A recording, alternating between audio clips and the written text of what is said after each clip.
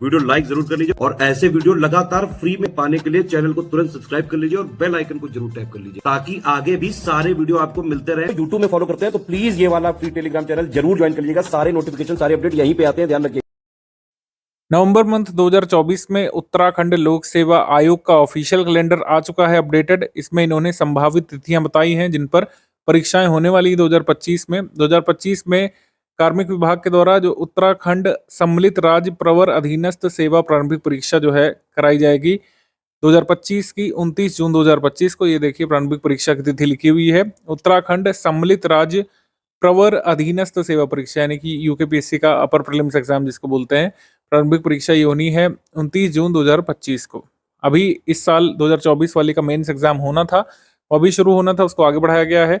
ये संभावित तिथि है 29 जून 2025 की। जो लोग 2024 वाले प्रीलिम्स को नहीं निकाल पाए थे, जो इस साल हुआ था और इसका रिजल्ट भी आ चुका है, मेंस भी होने वाला है उसका, तो 2025 की तैयारी में जो लोग लगे हुए हैं स्टडी फॉर सिविल सर्विसेज का पेड ग्रुप ज्वाइन कर सकते हैं, क्योंकि इस साल भी स्टडी फॉर सिविल सर्विसेज ने 2024 में जो ग्रुप चलाया था उससे काफ़ी सारे लोग मुख्य परीक्षा के लिए चयनित हुए हैं। इस साल हमारा परफॉर्मेंस काफ़ी अच्छा रहा था, 2022 वाले से भी अच्छा रहा था, तो इसलिए हमने थोड़ा सा लॉन्ग टर्म पेड बैच यहाँ पर शुरू कर दिया 2025 के लिए। आप इसको ज्वाइन कर सकते हैं। 15 नवंबर से शुरू हो रहा है, 29 जून 2025 तक हम इसमें सपोर्ट देने वाले हैं।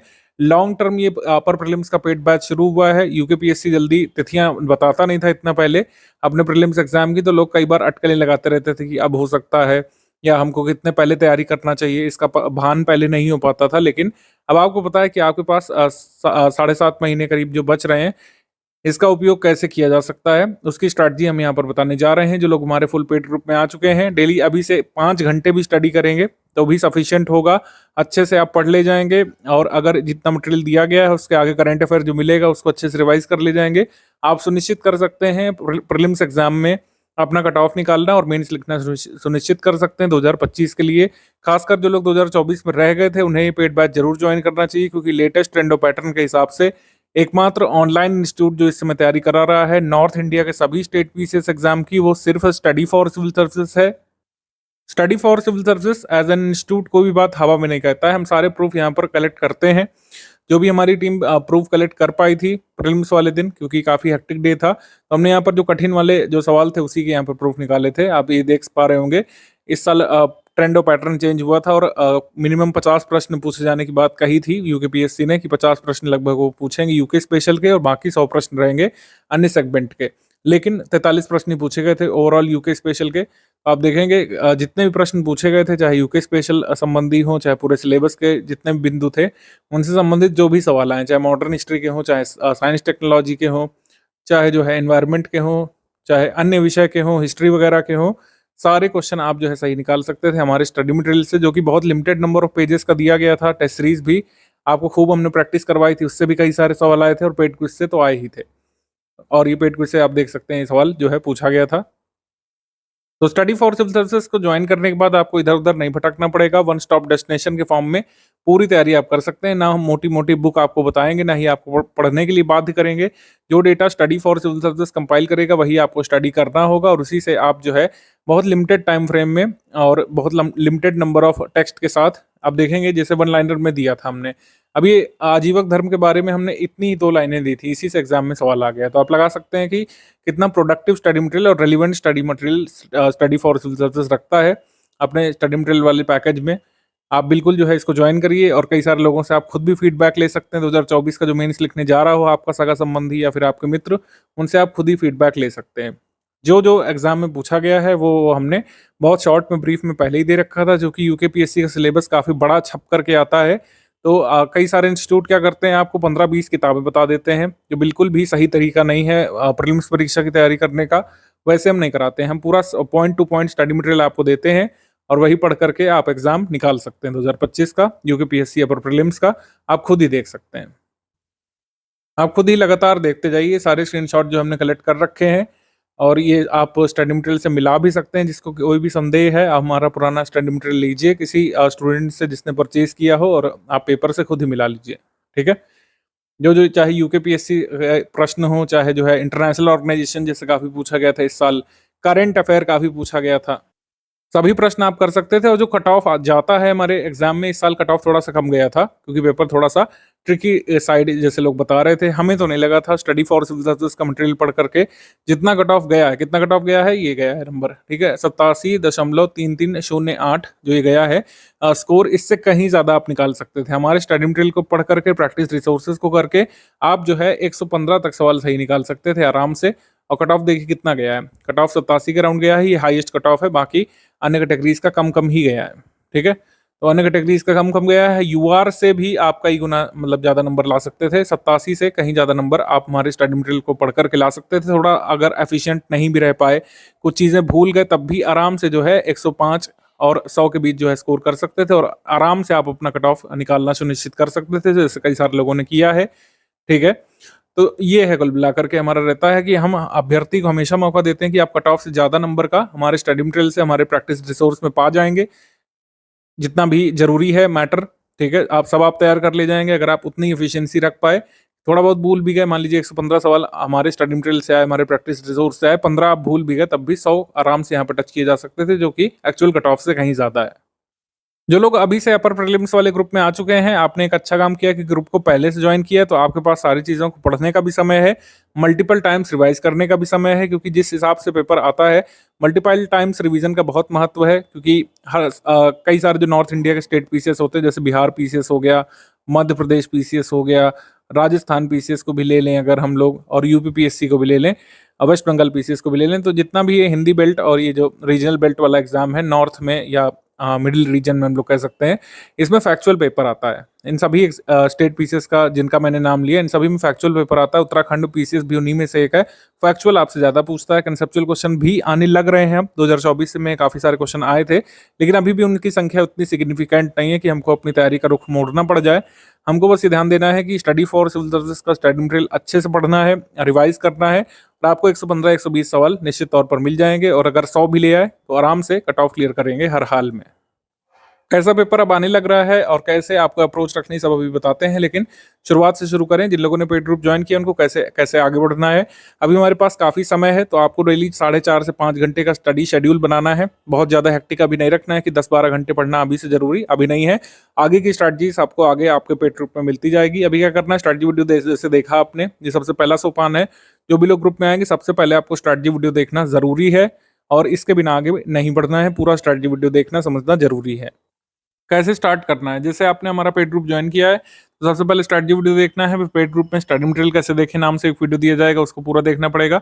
ये वीडियो छोटा सा रहेगा, सेकंड वाला, इसमें कुछ खास बातें नहीं है स्टडी संबंधी। इसमें कुछ क्लरिकल बातें बताई गई हैं, टेक्निकल बातें, कैसे टेलीग्राम ग्रुप आप ऑपरेट कर सकते हैं, कैसे पीडीएफ वगैरह ओपन करना है, कैसे सेव करना है, क्विज ग्रुप में क्वेश्चन कैसे लगाने, टेस्ट सीरीज कैसे अटेम्प्ट करना होगा आगे जा करके, ये सारी चीज़ें उसमें बताई गई हैं। सेकंड वाले वीडियो में वो बहुत छोटा सा है, 4-5 मिनट में मैं आपको सारी चीज़ें समझा दूंगा। उसमें मेन ये स्ट्रैटेजी वीडियो है जिसको पूरा देखना है, समझना है। कई सारे लोग 2024 वाले में अपने कट ऑफ से कुछ अंक पीछे रह गए थे, क्योंकि उन्होंने लेटेस्ट ट्रेंड और पैटर्न को समझा नहीं। कुछ लोग तो इतना अनअवेयर थे, ये बहुत सरप्राइजिंग था कि कुछ लोग इतना भी अनअवेयर थे कि उन्हें लगा कि इतने सारे सवाल यूकेपीएससी अचानक कैसे आ गए। अरे मेरे भाई, अचानक तो आ ही नहीं थे। आयोग ने पहले ही बताया था कि लगभग 50 प्रश्न जो है अब यूकेपीएससी में यूके स्पेशल के पूछे जाएंगे, ठीक है।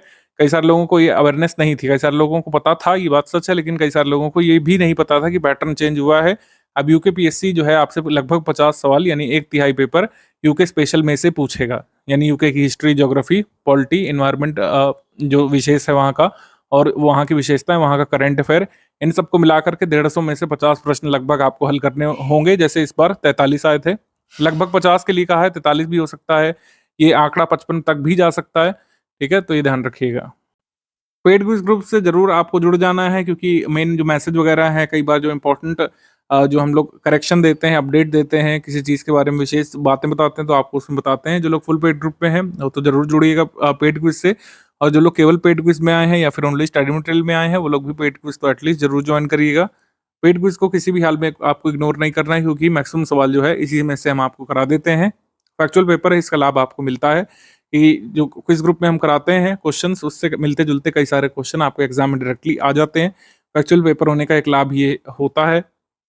अभी समझिए अध्ययन सामग्री आपको कैसे दी जाएगी। अध्ययन सामग्री सारी आपको पीडीएफ फॉर्मेट में मिल रही है। यूकेपीएससी अपर पीसीएस की पूरे सिलेबस को 80 डे वाइज मॉड्यूल पीडीएफ के रूप में हमने तोड़ दिया है, वो आपको मिलते रहेंगे। और जिसमें से उत्तराखंड स्पेशल के लगभग 15 मॉड्यूल आपको दिए जाने हैं, मतलब 80 में से 15 हैं यूके स्पेशल के, और बाकी 65 आपको डे वाइज मॉड्यूल में ओवरऑल जीके जो बच रहा है, जैसे कि भारत का इतिहास, भारतीय राष्ट्रीय आंदोलन हो गया, साइंस हो गया, एनवायरनमेंट हो गया, पॉलिटी हो गया, राज्य व्यवस्था हो गया, वो सारा आपको कवर करा दिया जाएगा इसमें 65 मॉड्यूल में। बाकी बचे 15 में क्या होगा, यूके स्पेशल, यानी कि यूके का इतिहास, यूके का भूगोल, उत्तराखंड की राजनीतिक व्यवस्था, लोकपाल और कई सारे जो टॉपिक्स हैं, उत्तराखंड के संगठन वगैरह, वहाँ के डिजास्टर मैनेजमेंट, ये सारी चीज़ें उसमें दी जाएंगी। डे वाइज मॉड्यूल का टाइम प्लान जो है लास्ट में दिया गया है, उसमें बताया गया है कि कब किस सब्जेक्ट का मॉड्यूल आपको मिलना है। आइए उस टाइम प्लान को देख लेते हैं। UKPSC prelims 2025 day wise module schedule यहाँ पे दिया हुआ है। सबसे पहला मॉड्यूल आपको 16 तारीख को मिलने वाला है। 16 तारीख को उत्तराखंड का इतिहास, भूगोल, संस्कृति, इतिहास और संस्कृति। 17 तारीख को उत्तराखंड का भूगोल। फिर अगला होगा राजव्यवस्था का, फिर इतिहास का होगा, फिर भूगोल का, फिर राजव्यवस्था का, फिर अर्थव्यवस्था का होगा। फिर इसी तरीके से, इस तरीके से जहाँ जहाँ जिस डेट पे दिया हुआ है उस डेट पर आपको मॉड्यूल मिलने लगेगा। इस तरीके से आप तैयार करते जाएंगे। जैसे जैसे जो मॉड्यूल मिले उसको आपको पढ़ना, स्टडी कर देना है। डेली मॉड्यूल कंप्लीट करने की कोशिश करेंगे तो उसका लाभ आपको मिलेगा। एक दिन छोड़कर एक दिन भी पढ़ सकते हैं। जैसे कुछ लोग अभी स्लो रीडिंग करना चाहते हैं, 2 दिन में एक मॉड्यूल भी खत्म कर सकते हैं, क्योंकि अभी हमारे पास करीब समय है 180 दिवस का, उसका उपयोग किया जा सकता है। बाद में आपको स्पीड बढ़ानी पड़ेगी। और रिवीजन टाइम पे अभी जो है 2 दिन में एक मॉड्यूल भी फिनिश कर रहे होंगे तो उतना सफिशिएंट होगा। बाद में कुछ अन्य महत्वपूर्ण टॉपिक्स आपको दिए जाने हैं 76 से लेकर 80 तक। मॉड्यूल की संख्या में हम बढ़ोतरी भी कर सकते हैं, अगर हम देखेंगे कुछ स्पेशल चीज़ें हमको कराने की ज़रूरत है, ठीक है, घटोतरी इसमें नहीं होगी। तो इस तरीके से स्टडी मटेरियल आपको मिलेगा। डेली बेसिस पर मॉड्यूल आपको तैयार करना है। मॉड्यूल बेसिस करने का एक लाभ आपको मिलेगा, क्योंकि आपको टुकड़ों में स्टडी मटेरियल मिलेगा, तो आपके पास एक साथ बर्डन नहीं आएगा कि इतना सारा सब कुछ कैसे तैयार करें। और खासकर जो वर्किंग वुमेन एस्पिरेंट्स हैं, कई सारे ऐसे लोग हैं जो उत्तराखंड में सरकारी विभागों में भी काम कर रहे हैं, समूहगा स्तर पर, कुछ लोग जो है डी वाले स्तर पर भी काम कर रहे हैं, कुछ पुलिस ऑफिसर्स हैं या कॉन्स्टेबल्स हैं, उनको बहुत लिमिटेड टाइम फ्रेम में अपने प्रिपरेशन को ब्रेक करना पड़ता है। तो उनके लिए आसान होगा कि डेली बेसिस पर उनके सामने एक टारगेट रहेगा कि इतना हमको पूरा करना है। उनको पूरी किताब से अपना खुद का टारगेट नहीं बनाना पड़ेगा। ये लाभ आपको मिलेगा मॉड्यूल वाइज करने का। यहाँ पे इसी वजह से हमने निर्णय लिया है, जिससे आप जो है अच्छे से डेली टारगेट बेस पर तैयार कर सकें। अभी मेरे हिसाब से 2 दिन में एक मॉड्यूल खत्म करने का टारगेट पूरा करना सही होगा। बाद की स्ट्रैटेजी आपको हम आगे बताते रहेंगे। उत्तराखंड पीसीएस का जैसा पेपर आता है, इसमें प्रैक्टिस का बहुत ज़्यादा महत्व है। अगर किसी भी टॉपिक को आप पढ़ते हैं, जैसे इजरादारी सिस्टम पढ़ रहे हैं, आप महलवाड़ी सिस्टम पढ़ रहे हैं, आप ब्रिटिशर्स की नीतियां पढ़ रहे हैं, सिर्फ पढ़ाई वहाँ पे सफिशिएंट नहीं, जब तक आप क्वेश्चन उसमें से नहीं लगाएंगे। आप क्वेश्चन जब तक नहीं लगाएंगे, आपको समझ में नहीं आएगा यूकेपीएससी आपसे कैसे पूछने वाला है और कैसे फैक्ट्स को रिटेन रखा जाए। इसी वजह से टेस्ट सीरीज पर शुरू से फोकस रहेगा। उत्तराखंड की टेस्ट सीरीज हम शुरू कर देंगे। आपका ये सेक्शनल टेस्ट शुरू हो जाएगा 1 जनवरी 2025 से ही। 8 पीएम पे टेस्ट होगा। इसको हम ऑनलाइन नहीं लेंगे, ऑफलाइन मोड में ही लेंगे। जैसे आपका पेपर आता है, ओएमआर बेस्ड पेपर आपको देना पड़ता है एग्जाम हॉल में जाकर के, वैसा ही होगा। पीडीएफ आएगी क्वेश्चन पेपर की, फिर पीडीएफ आंसर की और एक्सप्लेनेशन की आएगी। खुद से ओएमआर में आप सॉल्व करेंगे और इस तरीके से टेस्ट सीरीज इसमें एक्सेस करेंगे। ठीक है, पहले हिस्ट्री का, फिर ज्योग्राफी का, फिर पॉलिटी का, फिर करंट अफेयर का, फिर आर्ट कल्चर का, फिर economy, history, geography, polity, current affair और Indian history, Indian and world geography, फिर इंडियन पॉलिटी, साइंस। इस तरीके से आपके होने टेस्ट। ये सारे सेक्शनल टेस्ट हैं। सेक्शनल टेस्ट आपका करीब 21 फरवरी 2025 तक चलेगा और फिर 1 अप्रैल से आपका फुल इन टेस्ट शुरू हो जाएगा। फुल इन टेस्ट थोड़ा सा बाद में ही हम लोग रखते हैं, जिससे लेटेस्ट नवीन करंट अफेयर जो आपके एग्जाम के लिए उपयोगी है उनको समाहित किया जाए उस टेस्ट में। अगर एग्जाम आगे बढ़ता है, जैसे यूकेपीएससी में कई बार कुछ मंथ के लिए डेट बढ़ जाती है, 1 महीने 15 दिन, भले ही वो 10 दिन के लिए बढ़ाएं, कई बार डेट बढ़ा देते हैं। तो अगर डेट बढ़ाई जाती है तो इस टेस्ट सीरीज के शेड्यूल में हम लोग आवश्यक परिवर्तन कर सकते हैं। जो भी छात्र के हित में होगा वो परिवर्तन हम लोग इस टेस्ट सीरीज में करेंगे। अभी के लिए टेंटेटिव शेड्यूल यही है। इसी के हिसाब से आपके टेस्ट जो है आगे आयोजित किए जा सकते हैं। इस प्रीलिम्स वाले ग्रुप में हमारा कमिटमेंट सिर्फ प्रीलिम्स का है, लेकिन एक बार ब्रीफली पैटर्न समझ लेना है। जैसे नॉर्थ इंडिया के ज़्यादातर स्टेट पीसीएस में पैटर्न है। सबसे पहले प्रीलिम्स स्टेज में 2 पेपर आपके होते हैं।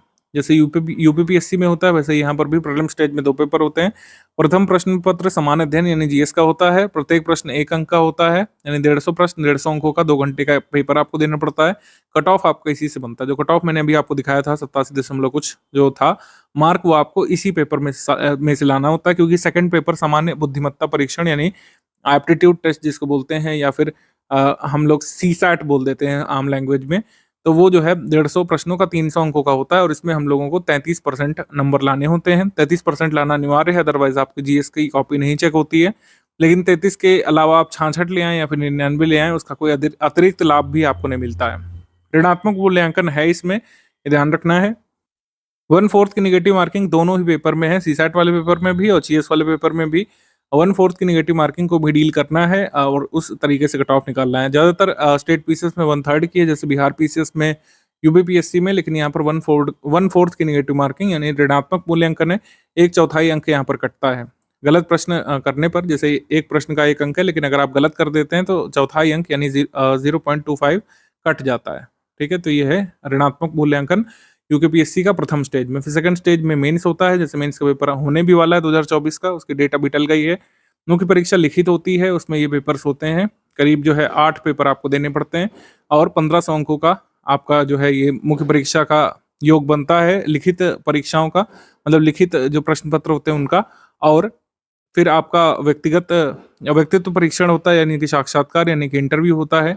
1650 अंकों में से फिर डिसाइड होता है कि आप कैटेगरी वाइज या पोस्ट वाइज किस कैटेगरी में जो है कौन सी पोस्ट को प्राप्त करते हैं या फिर बाहर हो जाते हैं। ठीक है, मतलब 1650 अंकों से डिसाइड होगा कि जो भी पोस्ट निकलेंगी आगे 2025 की, उनमें से कौन सी पोस्ट के लिए आप जो है एलिजिबल हो रहे हैं या फिर नहीं हो रहे हैं। तो इसमें कट ऑफ बनता है पोस्ट वाइज, कैटेगरी वाइज। तो ये 3 स्टेज का पेपर होता है स्टेट पीसीएस का, यूकेपीएससी का। इस तरीके से आपको आगे बढ़ना है। अभी सबसे पहली जो हर्डल होती है खासकर उत्तराखंड जैसे स्टेट में, जहाँ पर वैकेंसीज काफ़ी कम होती हैं। यूकेपीएससी में बहुत ज़्यादा वैकेंसी नहीं निकलती है स्टेट पीसीएस में, क्योंकि जनसंख्या भी कम है, राज्य भी छोटा है, तो आपको अच्छा खासा कंपटीशन वहाँ पे फेस करना पड़ता है। यूकेपीएससी अपर में अदर स्टेट के लोगों को भी अलाउ कर लिया जाता है यहाँ पे, आपको पता है, तो वहाँ पर भी कंपटीशन बढ़ने की संभावना रहती है। तो आपको अच्छे खासे सही क्वेश्चन यहाँ पे करने पड़ेंगे। थोड़ा सा ट्रिकी लेवल का पेपर आया था, कुछ लोग एंटिसिपेट कर रहे थे कि बहुत ही कम कट ऑफ चला जाएगा, लेकिन ऐसा नहीं हुआ। यूआर का कट ऑफ आप देख सकते हैं 88, मतलब इसको मैं 88 बोलूंगा। 88 अगर आपको नंबर लाने पड़ रहे हैं नेगेटिव मार्किंग के साथ, तो इसका मतलब है कंपटीशन अच्छा खासा है। ठीक है, महिला का भी कट ऑफ जो है ये जो है 81.0370 ये इस तरीके से आया है। ठीक है, तो इस तरीके से कट ऑफ मतलब आपको अच्छे खासे नंबर ऑफ सही क्वेश्चंस निकालने पड़ेंगे। तैयारी के दौरान हमारा टारगेट जो रहेगा 105 सही क्वेश्चंस का। जैसे कुछ लोग पूछते हैं तैयारी के दौरान ही सर जी कितना टारगेट रखें, तो सही उत्तर आपको लगाने हैं 105 सही प्रश्नों को यहाँ पे चूज करना है, नेगेटिव मार्किंग हटा करके। नेगेटिव मार्किंग स्थिति को हटा करके 105 सही प्रश्न आपको निकालने का टारगेट रखना है। अगर इसमें से 95 भी सही रह गए, कुछ में आप कंफ्यूज हो गए, कुछ का गलत उत्तर कई बार आ जाता है की में, तो 95 भी सही रहेगा तब भी आप कट ऑफ निकाल सकेंगे जिस हिसाब से पेपर आ रहा है। पेपर अगर बहुत टफ होता है तो कट ऑफ इससे भी ज़्यादा गिर सकता है। पेपर अगर थोड़ा सा इजी लेवल का आ गया 2022 की तरीके, मतलब 2021 का पेपर जो 2022 में हुआ था अप्रैल में, वैसा आ गया तो कट ऑफ थोड़ा सा बढ़ेगा निश्चित तौर पर। 2022 वाले में कट ऑफ आई थिंक 94 कुछ गया था। तो कट ऑफ घटा इसीलिए क्योंकि पेपर का स्तर थोड़ा सा इस बार बढ़ा था। यूके स्पेशल के क्वेश्चन भी बढ़े थे। यूके स्पेशल के मैक्सिमम क्वेश्चन 27 पहले पूछे गए थे, लेकिन अब की बार 43 आए हैं। मैं एंटिसिपेट कर रहा हूँ कि अब की बार 50 पार भी जा सकता है ये आंकड़ा। तो 105 सही क्वेश्चन का आपको टारगेट रखना है। बाकी एक्चुअल जो फिगर क्या होगा वो आपको परीक्षा हॉल में परीक्षा देते समय ही, ओएमआर भरते समय पता चलता है। 105 सही प्रश्नों का हमारा टारगेट होना चाहिए ऋणात्मक मूल्यांकन को इग्नोर करते हुए। 105 सही प्रश्नों का हमको टारगेट रखना है और ये बिल्कुल टारगेट अचीव किया जा सकता है। आइए हम लोग थोड़ा सा देख लेते हैं किस सेक्शन से कितने क्वेश्चन आए थे। बाकी सारा आप इग्नोर कर दीजिएगा, 2024 वाला देखिएगा, क्योंकि 2024 से ही पैटर्न चेंज हुआ है, जहां पर लगभग 50 प्रश्नों के लिए आयोग ने प्रिस्क्राइब किया था कि 50 प्रश्न यूके स्पेशल से हो सकते हैं, लेकिन एक्चुअली जो है 43 ही आए थे। ठीक, तो हिस्ट्री के 17 प्रश्न हो गए इसमें, आईएनएम के जो है 7 प्रश्न हो गए इसमें, ज्योग्राफी के 14 प्रश्न, यूके स्पेशल के 43 प्रश्न, साइंस के जो है 4 प्रश्न, साइंस के एक्चुअली 7 थे, ऑर्गेनाइजेशन से 4 प्रश्न थे, इन्वायरमेंट से आपके 6 प्रश्न थे, पॉलिटी से 16 प्रश्न पूछे गए थे, कंप्यूटर जीके से 3 प्रश्न, इकोनॉमी से 3 प्रश्न और करंट अफेयर से 29 प्रश्न पूछे गए थे इसमें। ठीक है, तो इस तरीके से हमारे एग्जाम में सवाल आए थे। करंट अफेयर से लगभग 30 प्रश्न हमेशा पूछे जाते हैं, 29 आए थे, पिछली बार 27 आए थे। तो करंट अफेयर एक बड़ा बहुत इंपॉर्टेंट पोर्शन है। अगर प्रायोरिटी वाइज देखें तो सबसे पहली प्रायोरिटी निश्चित तौर पर आपको यूके स्पेशल को ही देनी है, क्योंकि 1/3 पेपर ये यूके स्पेशल से ही आना है लगभग। फिर करंट अफेयर को प्रायोरिटी देनी है, फिर हिस्ट्री ऑफ इंडिया को, फिर नेशनल मूवमेंट को, फिर पॉलिटी को, फिर ज्योग्राफी को, फिर साइंस को, इन्वायरमेंट को, फिर इकोनॉमी को, फिर कंप्यूटर को, फिर कल्चर को। ये हमारी प्रायोरिटी लिस्ट रहेगी। पूरे सिलेबस को अभी तैयार करना है। अभी से नहीं पूछे लगिएगा कि सर क्या हम आर्ट कल्चर का पोर्शन छोड़ दें क्योंकि उससे 1 ही 2 प्रश्न आ रहे हैं, ऐसा नहीं पूछिएगा। ना ही अभी ऐसा कोई सवाल जेन्युइनली बनता है। ये एग्जाम के समय स्ट्रैटेजी हम लोग खुद ही बताते हैं आगे कैसे आपको टारगेट करना है, अभी स्टडी मटेरियल को पूरा कंप्लीट करने का और कॉम्प्रिहेंसिवली रिवाइज करने का आपको टारगेट रखना चाहिए। यूकेपीएससी अपर प्रीलिम्स में प्रश्न कैसे पूछे जाते हैं, इसको हम लोग देख लेते हैं। यूकेपीएससी के अपर प्रीलिम्स में आप पुराने पेपर से भी अभी तक 2024 को अगर तुलना करें, प्रश्नों के जो 3 तरीके के मैंने यहाँ पर मोटे तौर पर फॉर्मेट निकाले हैं। सबसे पहला फॉर्मेट होता है जो वन लाइनर टाइप का पूछा जाता है। इसमें छोटा स्टेटमेंट होगा, उसमें फिर 4 ऑप्शन दिए रहते हैं। इसको मैं आसान स्तर का प्रश्न बोल सकता हूँ या फिर ईज़ी लेवल प्रश्न इसको बोल सकता हूँ। ईज़ी लेवल का प्रश्न इसको बोल सकते हैं, ये पूछे जाते हैं आपके यूकेपीएससी में, काफ़ी सारे ये वाले आते हैं। फिर ये होते हैं फिर मध्यम स्तर के प्रश्न, यानी कि किसी प्रश्न में जब ज़्यादा डिटेल पूछ लेते हैं, ठीक है? किसी एक टॉपिक उठा करके उसकी 4 स्टेटमेंट दे देंगे, उसमें पूछेंगे कौन सा सही है, कौन सा गलत है। और अगर थोड़ा भी आपको भान है, जैसे इसमें पूछा है अध्यादेश के बारे में कि राष्ट्रपति कभी भी अध्यादेश को वापस नहीं ले सकते हैं, या अगर आपको क्लैरिटी है तो इसमें आप आसानी से कर सकते थे। ये मध्यम स्तर का प्रश्न है। फिर ये मैचिंग वाले क्वेश्चन अभी 2024 में तो एक ही ऐसा पूछा था, लेकिन 2021 वाले में करीब 4-5 ऐसे पूछे थे मैचिंग वाले। तो मैचिंग वाला ये प्रश्न जो है आता है और इसमें आपको अच्छी खासी जानकारी की ज़रूरत होती है। इसको मैं फैक्चुअल प्रश्न बोलूँगा या फिर जो है मॉडरेट लेवल का प्रश्न बोलूँगा। मॉडरेट फैक्चुअल भी काफ़ी सारे आपके एग्ज़ाम में आते हैं, ठीक है?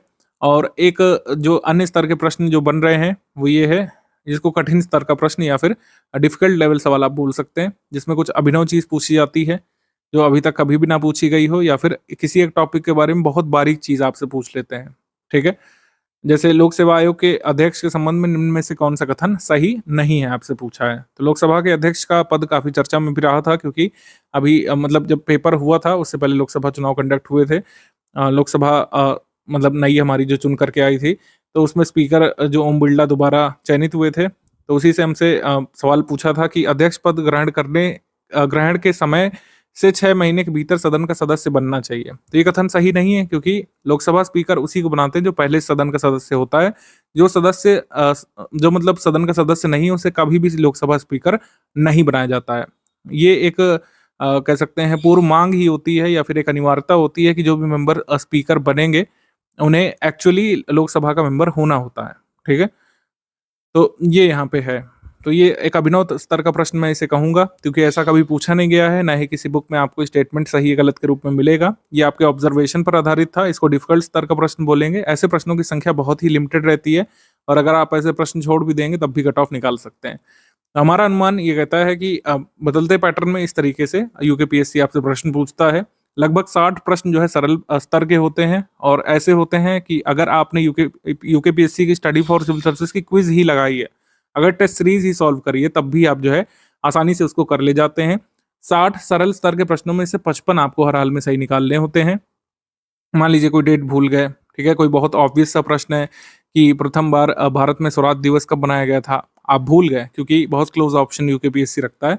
फिर भी 60 में से 55 तो यहाँ से लाना ही लाने हैं, ठीक है?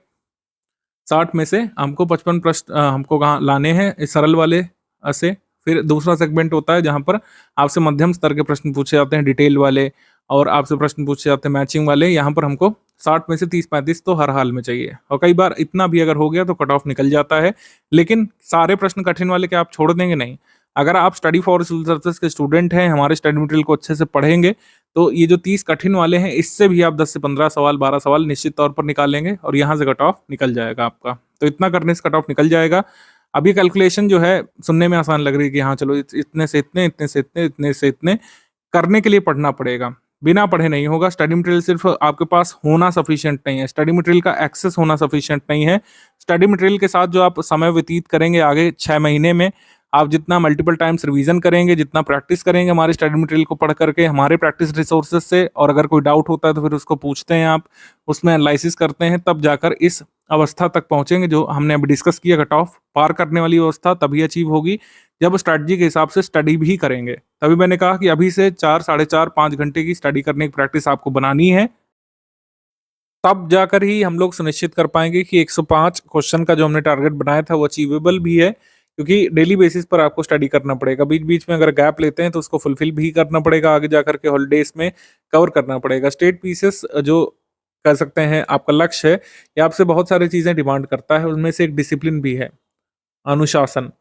डिसिप्लिन बहुत ज़रूरी होता है यूपीपीएससी के एग्ज़ाम में। आप देखें यूकेपीएससी के एग्ज़ाम में, बीपीएससी के एग्ज़ाम में, कोई भी आप स्टेट पीसेस का पेपर दे रहे हो, जो काफ़ी एक टाइम कंज्यूमिंग प्रोसेस भी है और कई स्टेज का एग्ज़ाम है, मल्टीपल स्टेज का। तो इसमें आपको डिसिप्लिन मेंटेन करना पड़ता है, इसमें आपको पेशेंस यानी कि धैर्य बना के रखना पड़ता है और एक जो सबसे ज़रूरी चीज़ है, उसमें आपको स्टडी में कांस्टेंट रहना पड़ता है।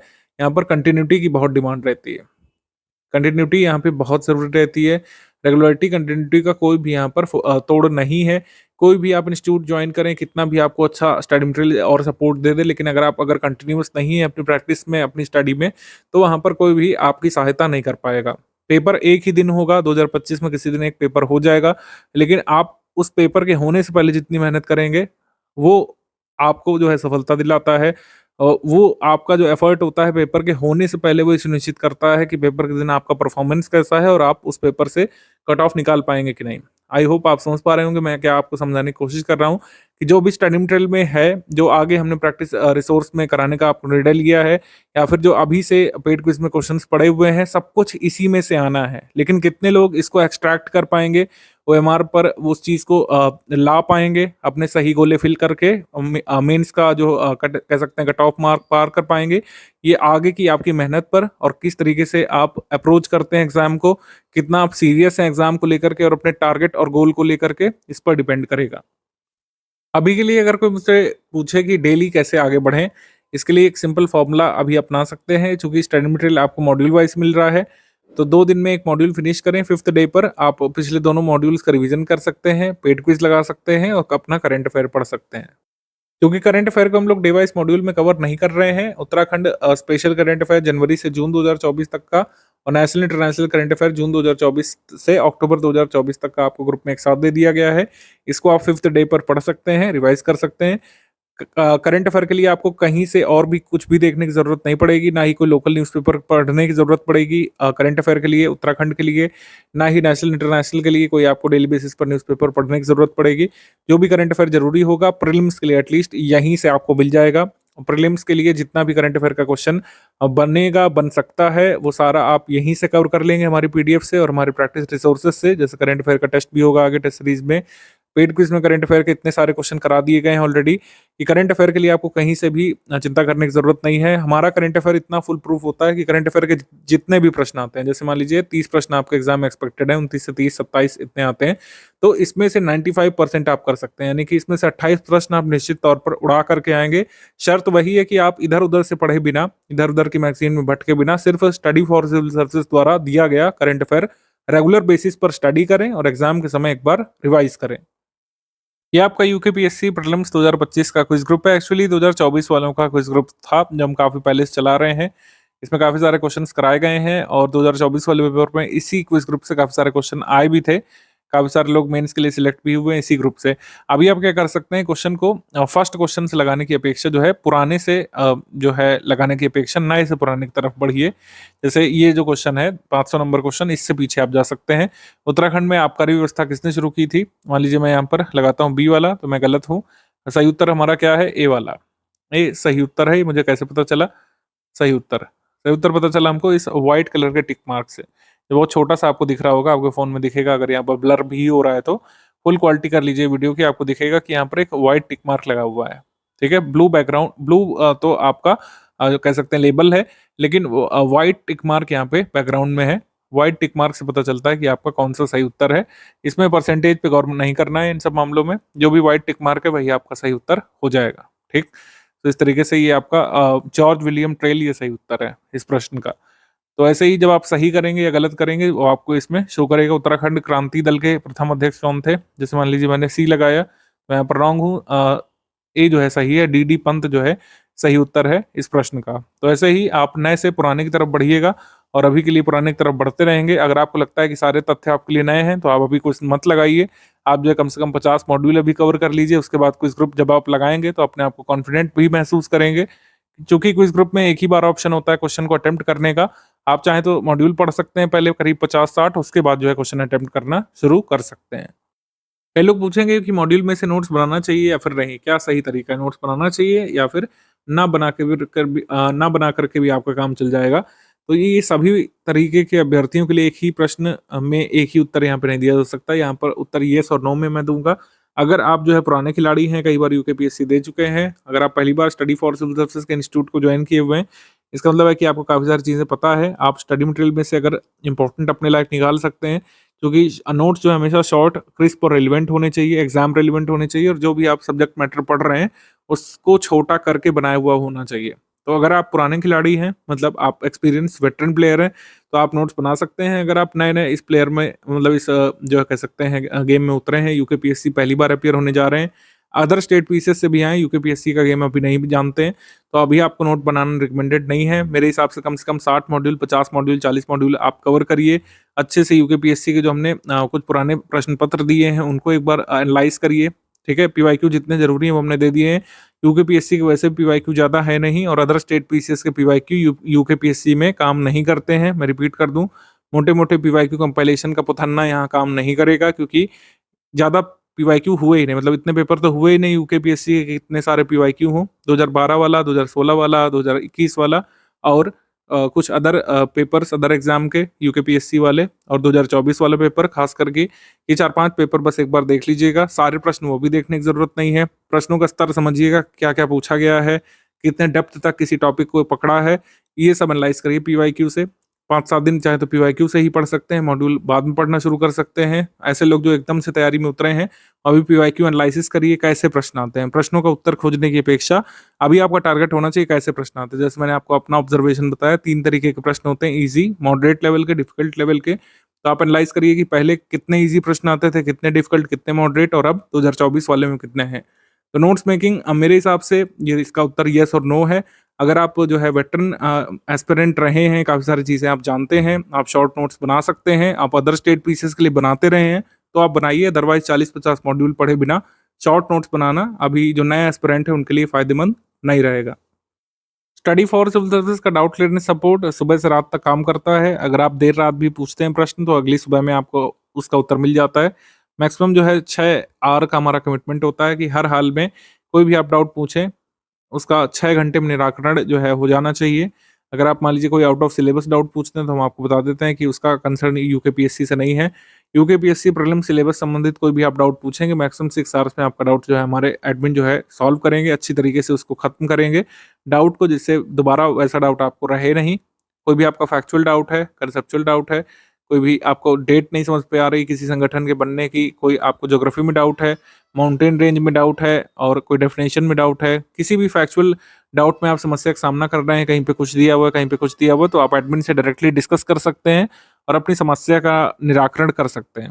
ठीक है? बाकी अगर कोई अदर आपकी समस्या है, अगर डिस्कशन ग्रुप में आपके डाउट नहीं सुने जा रहे हैं, तो इस गिवन नंबर पर व्हाट्सएप मैसेज करके बता सकते हैं। अपना पेमेंट प्रूफ दिखा करके, ज्ञान सर का पर्सनल व्हाट्सएप नंबर है, इस पर आप अपनी कोई भी अदर व्यथा बता सकते हैं। ठीक है? तो इस तरीके से हमारा ग्रुप शुरू होता है 2025 के लिए। आप प्रण कीजिए कि जो भी स्ट्रैटेजी में बताया गया है उसको अगले ही दिन से इम्प्लीमेंट करना चालू करेंगे। डेली बेसिस पर 4.5 से 5 घंटे आप स्टडी करना शुरू करेंगे, और आपका कोई भी डाउट होगा डिस्कशन ग्रुप में उसको डिस्कस करेंगे। ठीक है?